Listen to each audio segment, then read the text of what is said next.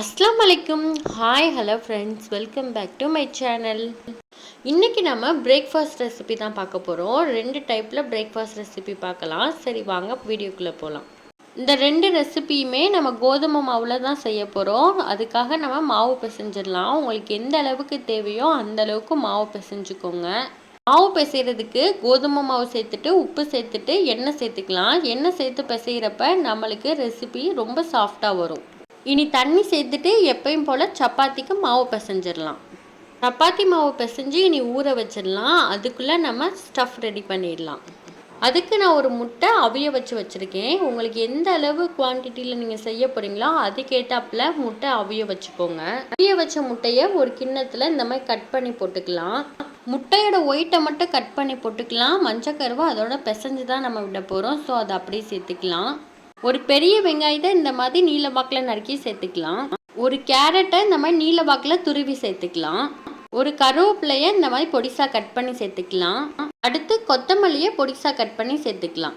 இதில் நம்ம இனி மசாலா சேர்த்துடலாம். 1/4 ஸ்பூன் மஞ்சத்தூள் சேர்த்துக்கலாம். 1 ஸ்பூன் மிளகாத்தூள் சேர்த்துக்கலாம். நீங்கள் இதில் பச்சை மிளகா சேர்க்குறீங்கன்னா உங்கள் தேவைக்கேற்ப மிளகா பொடி சேர்த்துக்கோங்க. அடுத்து ஒரு 1/4 ஸ்பூன் கரம் மசாலா பொடி சேர்த்துக்கலாம். 1/4 ஸ்பூன் மிளகு சீரக பொடி சேர்த்துக்கலாம். இதில் கொஞ்சம் எண்ணெய் விட்டுக்கலாம். எண்ணெய் விட்டு இது எல்லாமே சேர்த்து நல்லா பிசைஞ்சு எடுத்துடலாம். இப்போ இது எல்லாமே நல்லா பிசைஞ்சாச்சு. இதுக்கப்புறம் நம்ம சப்பாத்தி தேய்ச்சிடலாம். இதை நம்ம ஸ்டஃப் பண்ணுறனால சப்பாத்தி ரொம்ப லேசாக தேய்ச்சிக்கோங்க. அப்போ தான் நம்ம அதை குக் பண்ணுறப்போ உள்ளே இருக்கிறதும் கொஞ்சம் நல்லா குக் ஆயிரும். இதில் உங்களுக்கு பர்ஃபெக்டாக ரவுண்ட் வேணும்னா நீங்கள் ரவுண்ட் ஷேப் வச்சு கட் பண்ணிக்கோங்க. இதுக்கப்புறம் நம்ம ரெடி பண்ணி வச்சுருக்க ஸ்டஃப்பை இதுக்குள்ளே வச்சிடலாம். உங்களுக்கு என்ன ஷேப்பில் இதை நீங்கள் மடக்கணுன்னாலும் நீங்கள் அந்த மாதிரி மடக்கிக்கலாம்.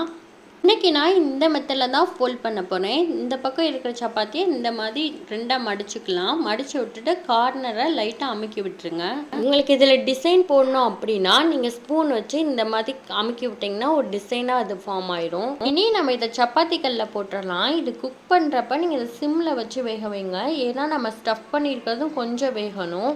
2 பக்கமும் நல்லா வெந்ததுக்கப்புறம் வேறு பிளேட்டுக்கு மாற்றி சர்வ் பண்ணிங்கன்னா நம்மளோட டிஃப்ரெண்டான பிரேக்ஃபாஸ்ட் ரெடி. அவிச்ச முட்டை, வெஜிடபிள் இது 2ம் சாப்பிடாத குழந்தைங்களுக்கு இந்த மாதிரி பிரேக்ஃபாஸ்ட் செஞ்சு கொடுங்க. கண்டிப்பாக சாப்பிடுவாங்க. என்னோட குழந்தையும் சாப்பிட்டாங்க. இன்னொரு மெத்தட் பார்த்துடலாம். அதுக்கு நான் 2 முட்டை எடுத்துக்கிறேன். 2 முட்டையும் ஒரு பாத்திரத்தில் உடச்சி ஊற்றிக்கலாம். அடுத்து ஒரு மீடியம் சைஸில் பெரிய வெங்காயத்தை பொடிசாக நறுக்கி சேர்த்துக்கலாம். அடுத்து கொத்தமல்லியை பொடிசாக நறுக்கி சேர்த்துக்கலாம். அடுத்து கருவேப்பிலையை பொடிசாக நறுக்கி சேர்த்துக்கலாம். அடுத்து கேரட்டை துருவி சேர்த்துக்கலாம். வேறு வெஜிடபிள் உங்களுக்கு சேர்க்கணுனால நீங்கள் அது பொடிசாக கட் பண்ணி சேர்த்துக்கோங்க. அடுத்து நம்ம இதில் மசாலா சேர்த்துக்கலாம். 1/4 ஸ்பூன் மஞ்சள்தூள், 1/4 ஸ்பூன் மிளகு சீரகத்தூள், 1/2 ஸ்பூன் மிளகாத்தூள் சேர்த்துக்கலாம்.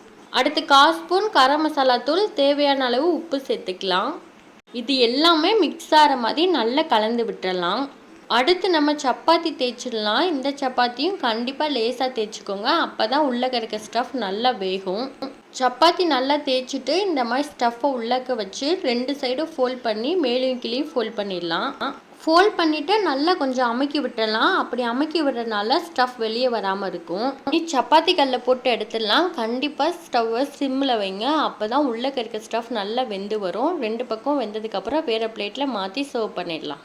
வெஜிடபிள்ஸ், முட்டை இந்த மாதிரி சாப்பிடாத குழந்தைங்களுக்கு கண்டிப்பாக இந்த மாதிரி பிரேக்ஃபாஸ்ட் செஞ்சு கொடுங்க. இது கண்டிப்பாக விரும்பி சாப்பிடுவாங்க. இந்த வீடியோ உங்களுக்கு பிடிச்சிருந்துச்சுன்னா மறக்காமல் சப்ஸ்கிரைப் பண்ணிடுங்க. பக்கத்தில் இருக்க பெல் பட்டனையும் கிளிக் பண்ணிடுங்க. தேங்க்யூ.